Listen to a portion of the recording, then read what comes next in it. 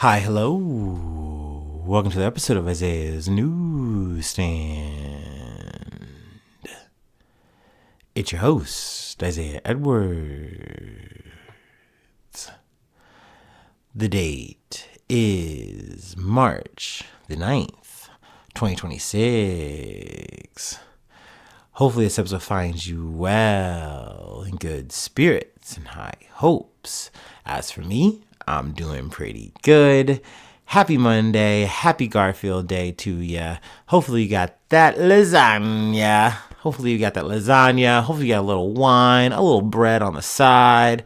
And hey, maybe get some seconds. Have at it. You deserve it. As for me, it's been good. I really summed it up at the end of my day. I was having my snack in the kitchen. I was like, this is the anti-Monday as last Friday was the anti-Friday. Like, I truly established this fucking divine balance. So let's get into it. So I started off my day. I get up, actually pretty rested. Because the day was so busy Sunday, and I wound up like staying up like till like 1 o'clock. So I actually stayed down all night, got a good night's rest. Woke up feeling pretty good. Back not too damaged, not too tight. Lateral feeling good. Okay. So we're clocking in pretty much like 99, 98%. We love to see it. We're humming along already. Get myself together. I get to work. I will say I did have to take a longer way to work because I heard that train and I was like, I'm not even going to roll the dice. I'm just going to take the long way around. We got to work on time. So A-okay. No worries there. I literally come into work and I see there's maybe 3 buggies tops. And I'm like, so I'm going to be going upstairs for sure. It's a certainty for me. In my bones, I feel it. I'm thinking about, I got to go get that RF gun soon. Nope. Actually, I stretched that motherfucker out the entire day. Let's go. So yes, we have that for the day. Overall, just a really slow but steady day at the crusher. We get through work. We go back to my car. Now, this is where the day immediately spikes from just like, hey, we're having like a pretty good, classic good day to like, oh, it's magic. It's fucking magic. Because, we mentioned Friday, right? I had the whole check engine light thing. Something's wrong with my car. I'm freaking out. I'm losing my goddamn mind. Literally had to take a whole mental night off because I was just so stressed. Granted, there wasn't any news, but just I didn't even go out. I get into my car. I turn that motherfucker on. Where's the light? Where's the check engine light? Where's the track light? Nothing. Fucking gone. Now, let's knock on wood because it could come back again. Who knows? Maybe it's just a random faulty sensor that's kind of going out being funky. Maybe there is a true to form leak. Maybe it was the gas cap and it just took enough time for it to go away. Who fucking knows? I really don't even want to fucking find out. Life's a beautiful mystery. And you should just let it happen. Okay, like Tame Impala, Kevin said that. Okay, so as of right now, we're good. The problem is resolved. So I'm over here just excited, elated, smiling ear to ear. I take that energy and we go to the gym. It is about 2 pips in that motherfucker. It's busy, but overall, I don't give a shit. Doesn't matter. I'm just happy to be there. Let's just see if we can catch a pump. And boy, howdy, did I do that. The Smith machine was taken. The free weights were taken. So I just say, hey, let's just hit as much filler as we can. And filler up we did. I caught an okay pump. I go upstairs. I do some core work. I look over and I see the free weight situation upstairs, the lighter weights, is actually free for me. So I take some 45s and I get to work. And I get to get at least that routine in. Now, maybe normally if I was being like actually dogged, because I'm thinking about this now, I could have done a double set. But I'm fine. At that point, I was sweating. I felt good. I'm like, we're okay here. We're slated to get out maybe a little bit earlier. That's fine by me. So I do that. I come back downstairs. I get into my cardio situation.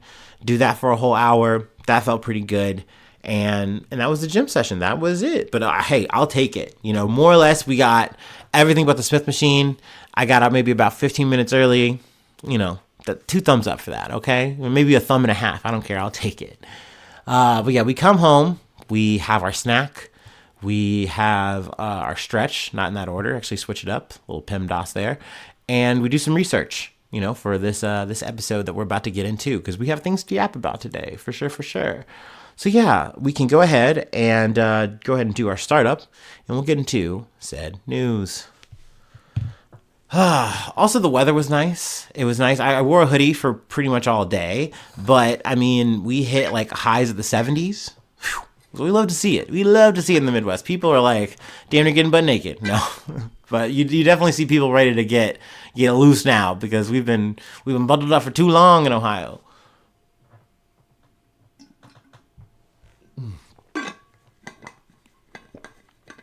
Oh man. But yes, hopefully you've had a good start to your week. Hopefully Monday is treating you well.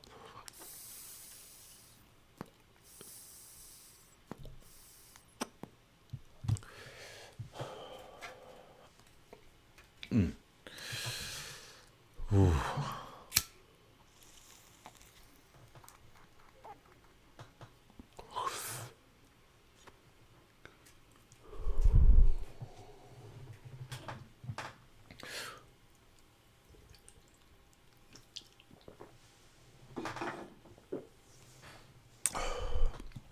Yummy. All right. From NPR. U.S. military kills 6 in strike on alleged drug boat in the Eastern Pacific.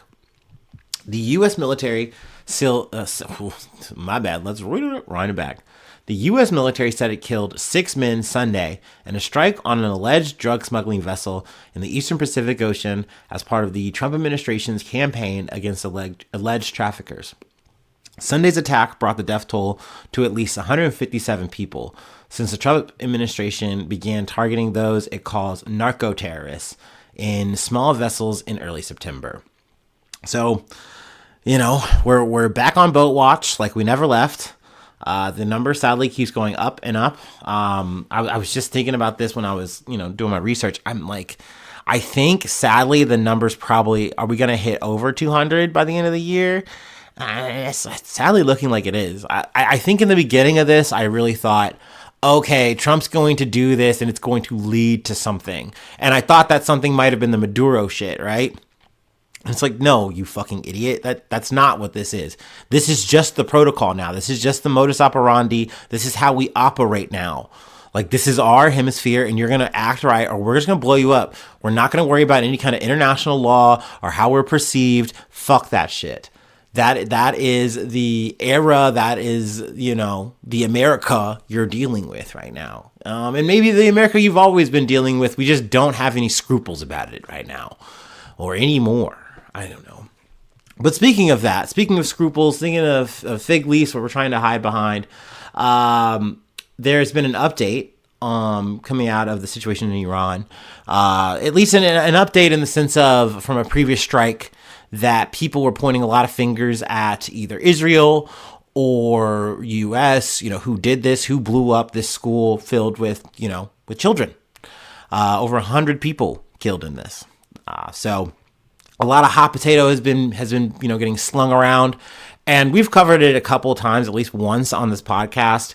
And there were, parts of the story that I just was like, I'm focusing on the main thing here. I'm not going to get fucking caught in the weeds and talk about, I feel like, what these media outlets are doing to quote unquote be fair and balanced, which is essentially trying to say, hey, just so you know, Iran could have done this to their own people. On purpose? Maybe. Who knows? Maybe so. Or on accident. Completely on accident. Who knows? Who could say? Fog of war. We don't know, though. Isn't that so crazy? We don't know. We're the BBC. We're insert news outlet here. We can't tell you. We don't know.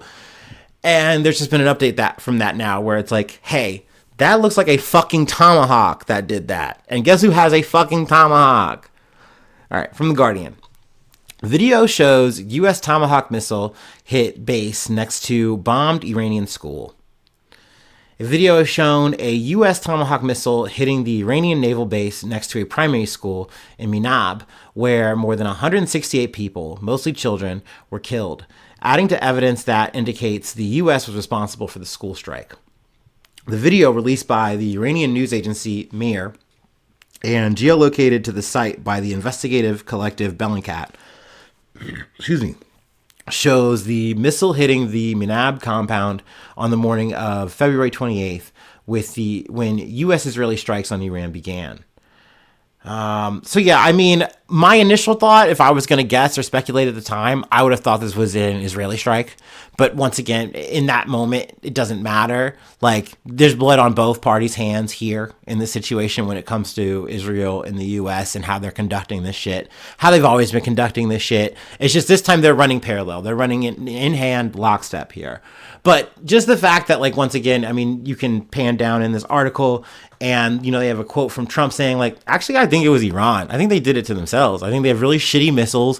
And yeah, they did it to them. Like, they hit their own school, actually. And it's like, dude, this completely just proves that. You're a fucking moron. But there's always going to be someone who is going to buy what the fuck that man sells. It's so crazy. I read a headline today where he's already trying to say, oh yeah, we already wrapped up everything in Iran. Like, shit's cool, bro. Dude, no, brother. We are going into week 2 of this shit. Stop fucking fooling. But it doesn't matter. Because once again, there's always going to be someone, some politician, some literal person who's going to vote for this motherfucker 10 times. Who's like, yeah, that's my president.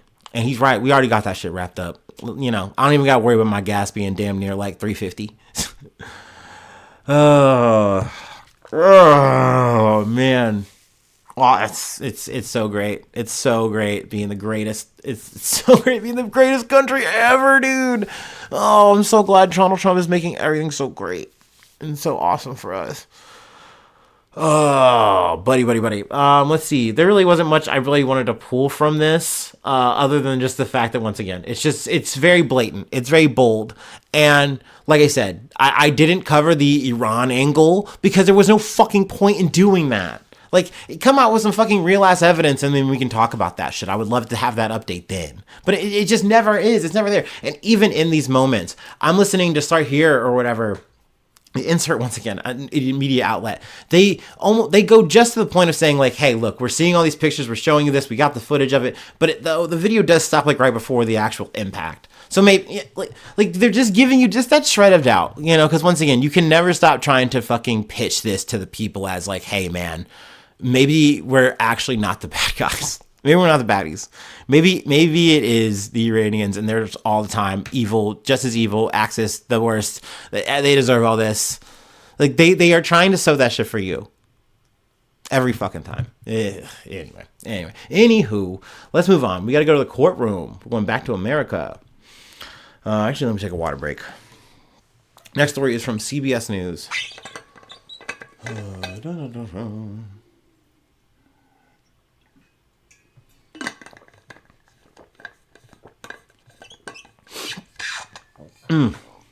Okay, dokie. Alexander brothers found guilty on all charges in sex trafficking trial. Jurors in New York City have found the Alexander brothers guilty on all counts in their federal trial on sex trafficking charges.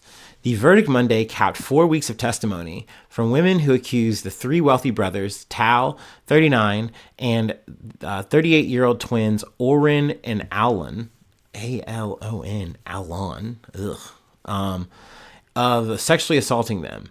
The brothers were accused of teaming up to drug and rape dozens of women and girls over more than a decade. An assistant U.S. attorney, Andrew Jones, referenced the distressing accounts of 11 victims during the trial.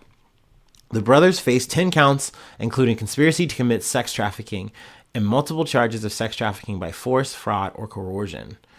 They had pleaded not guilty to the charges, which were brought against them in ways following their arrest in December of 2024 in Miami, where they lived. The trial took place in New York City, one of several locations where victims said they were assaulted.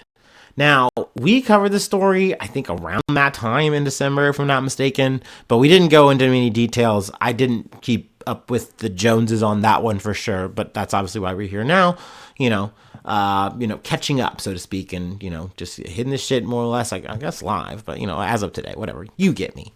Prior to the arrests, Oren and Tal Alexander were known for their luxury real estate business, which earned them the nickname the A-Team, as they brokered high-end properties in New York, Miami, and Los Angeles. Alon graduated from law school and went on to hold an executive position at their family's private security firm. Orion Alexander shook his head softly as the forewoman read out the guilty verdict. Tal Alexander also put his head down. Their parents were present and faced forward in court, while at one point, a family rubbed their mother's back. Sentencing has been scheduled for August 6th. Excuse me. Prosecutors said during the trial that the three brothers used their money, power, and status to lure and then take advantage of the women they assaulted, including, they alleged, 2 teenage girls. Oof.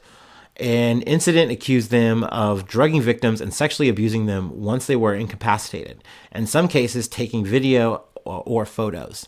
The defense lawyers argued that encounters were... This is so gross. The defense brothers argued that the encounters were consensual and that sometimes obnoxious or inappropriate banter doesn't constitute a crime.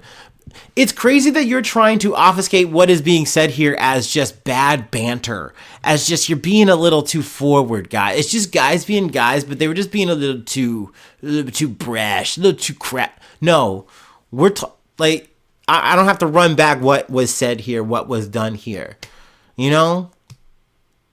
So obviously it's very disgusting. It's very disturbing. It's also just one of those grim reminders that the same kind of shit that it's like, man, that Epstein shit, man, shit's everywhere. Da, da, da. It's like, yeah, man, sex trafficking, evil people, men using and abusing their money and power and resources is just a constant fucking issue. And like, you know, as long as we allow the systems that especially control, you know, I don't know, all the money and fucking shit, then yeah, you're always going to keep kind of having these fucking evil blights, evil fucking moments. I don't know. And I know I'm just in the weeds yapping. And it's not like the next story that we have to close this out is going to refresh us. It's not any kind of amuse-bouche. It's none of that. This is a grim one. I said I had a good day. And now that I'm in this episode, I am realizing that, man, we are in a graveyard. Sorry. I don't know. Let's go ahead and take our last break. Let's lift our spirits, and then let's get back into the muck. How about that for our last story? We're actually going to, it's a local story. It's a little local yokel, at least for my state. Yeah, we're going to Ohio. Back to the Buckeyes, baby. Oh, God. Oh, man.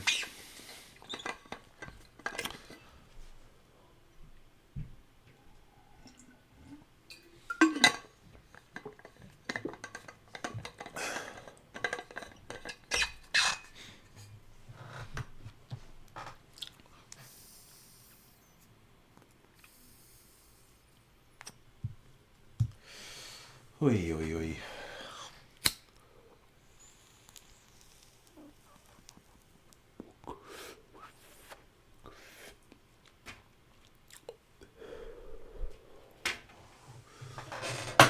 Ooh. Okay, this is a really random aside, but I kind of want to say it now that it's on the top of my brain. Once again, this is just me headline surfing. I saw that Papoose, I think 50 years old, by the way, which, I mean, hey, whatever. You're only as old as you feel, made like some diss thing against 50 Cent, which is like, I get it. 50 Cent is always talking shit. But like, look, I used to like Papoose a lot. I used to listen to some shit. I used to listen to like the mixtapes and all that. But it's like, huh? Like, what are we talking about, bro? Like, just live your life. Don't you got some money and some shit? I don't know, man.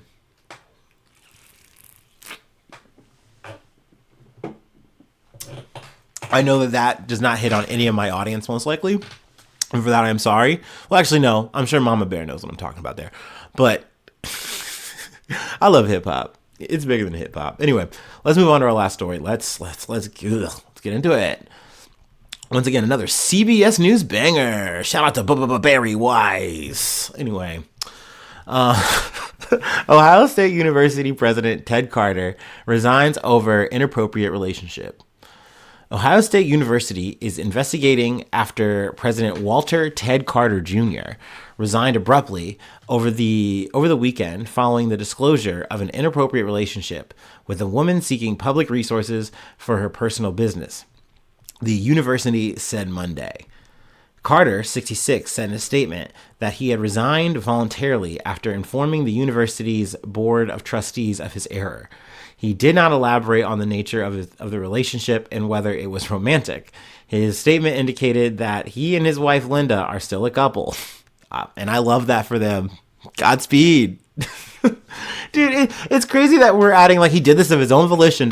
Yeah, the shakedown was officially in, and he's like, yeah, I can't pay that. Ooh, I can't pay that. So I guess I gotta let it burn. Awkward. For personal reasons, I've made the difficult decision to resign from my role as president of the Ohio State University, he said. I disclosed to the board of trustees that I made a mistake in allowing inappropriate access to Ohio State leadership. Board chair John Ziegler accepted Carter's resignation in a letter dated Sunday, a day after trustees held a private executive session. Spokesperson Ben Johnson said Carter was not present at the session, but that trustees were aware of the situation before they met.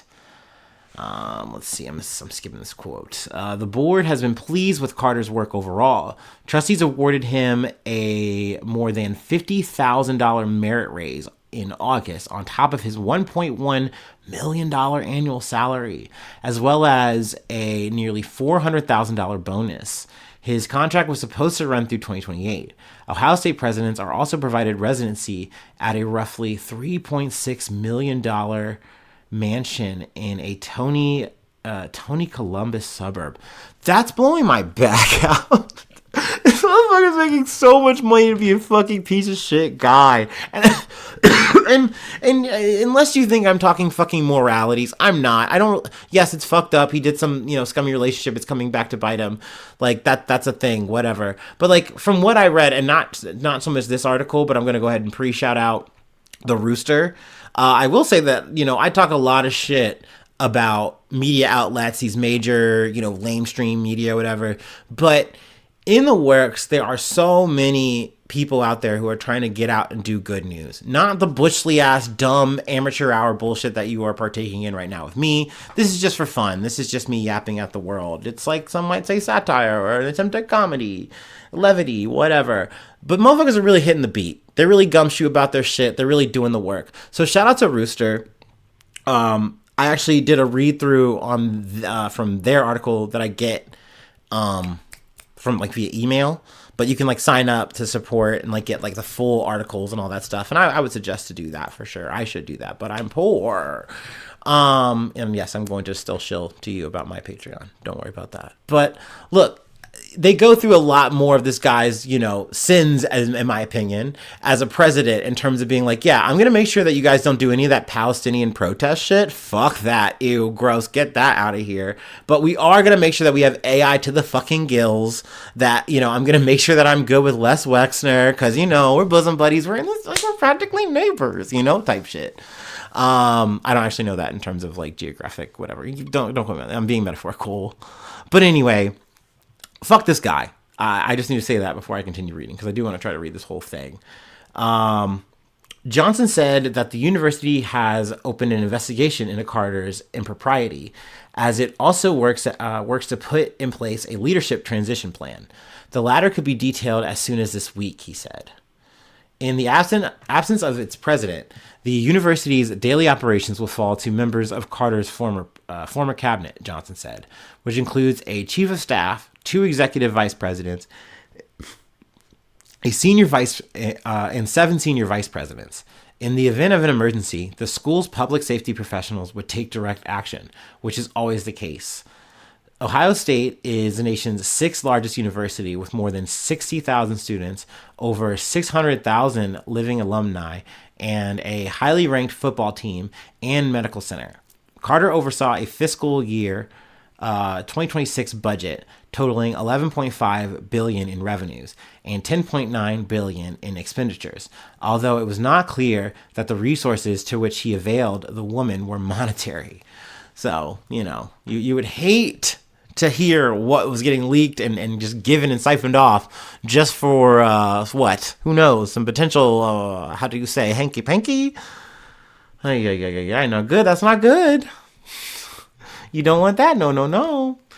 Let's see. The university brought Carter on board in 2023 from the University of Nebraska system. He is also a former superintendent of the U.S. Naval Academy and a retired vice admiral who attended the Navy Fighter Weapons School, known as Top Gun. Dude, he's a real fucking maverick. Oh my. He holds the national record for carrier-assisted landings with over 200,000 mishap-free touchdowns. Damn, but he botched this one. He filled a vacancy at Ohio State left by the mid-contract resignation of President Christina Johnson, which went largely unexplained. You know, life's a fucking mystery. I've been saying that. The engineer and former undersecretary of the U.S. Department of Energy had been chancellor for New York's public university system before she joined the Buckeyes as president in 2020, succeeding Michael Drake. Jennifer Trison Price, executive director of the Ohio Conference of the American Association of Universities Professors, that was a mouthful, said Ohio State students, faculty, and staff deserve better. This is OSU's third president since 2020, she said in a statement. If the university wants to do better with the next one, it must have a transparent hiring process that honors shared governance, which includes the input from faculty. Shared governance isn't just a bureaucratic nicety, it's how universities stay honest. And that's so true. That's so true, bestie. Gas up. I don't know. I kind of feel like I've said this in little sprinklings whenever I kind of talk about Ohio too much. But like much in the way that I find it fascinating, like when you look under the fucking logs at like, this is a weird analogy, but like just try to walk with me here. Like how UK, how London, whatever, it's just like kind of fucking corrupt, like all the time. And like they can say so much from like their BBC perch and da da da da blah blah blah. But it's like, once again, it's like they were like the lighthouse, the progenitor of like the kind of shit that we are just so good at doing in America. I don't know. When I look at Ohio, when I look under the logs there, it's like how are we doing some of this shit? Why are so many people here? What's going on here? Why are things so good? And like when I talk to people who are smarter than me, they explain it in a way that always fascinates me, but it never really sticks. And maybe one day I'll be able to kind of, you know, really sum it up. But like this place is weird in a way that you kind of can't explain, but it's also just so hokey and homey and nice and fuzzy. And I do love the people. But there is some, you hear a story here and there and it's like, God damn, how the fuck did that happen? How the motherfucker's been getting away with this or that for so long? But you say that like, you know, there's so many other places that are also equally corrupt. This is America. It's not like we're unique in that, you know. We're just kind of crazy sometimes how we hit top rank with it. Anyway, I don't know. I'm just talking bullshit. I'm just yapping my ass off. You know, this was a pretty big local story, so I figured, hey, why not talk about it on the way out? And that's the episode. If you'd like to help out, support the effort. Myself, Isaiah, you know, go to patreon.com/Isaiah News. Become a newsie today. Let's see. I did actually this is a rare update. I did a quick little like 1 sentence review on the Red Bull, the new one, the Cherry Sakura one. And you know what? Fuck it. I'm not even going to gatekeep it. It was okay. It was pretty good. It tasted like a fuzzy banana. That is how I would describe it. But you know, I talked a little bit, just a little quick, you know, check in there. You know, you get full access to that and some of my random ruminations that I don't get on the pod. Nothing major, and some old episodes if you like. Shout out to any new followers on the free, but you don't get access to the stuff, so to speak. But you know, whatever. I appreciate you being on there. I think that's cool. Thank you for following me. Let's see. If you always hit me up, IsaiahNews1@gmail.com. Feel free to follow me or the podcast on any of the socials. Subscribe to the YouTube, follow on TikTok, follow on Spotify, follow on Apple Podcasts, wherever you like to listen. Leave a like, leave a cool comment. Sharing is caring. All the stars are appreciated on Spotify or Apple Podcasts, wherever you're listening. But if you don't do that, that's okay. If you don't become a newsie, that's okay. I really just appreciate you hanging out with me, letting me talk about my really weird bad days and my really weird good days. I just think that's swell that you let me do that. And, you know, hopefully you'll be back for another. I would really like that. But yes, thanks so much for tuning in. Thanks so much for being a friend. And hopefully I see you soon for some more good news. I love ya. Bye-bye. Mwah.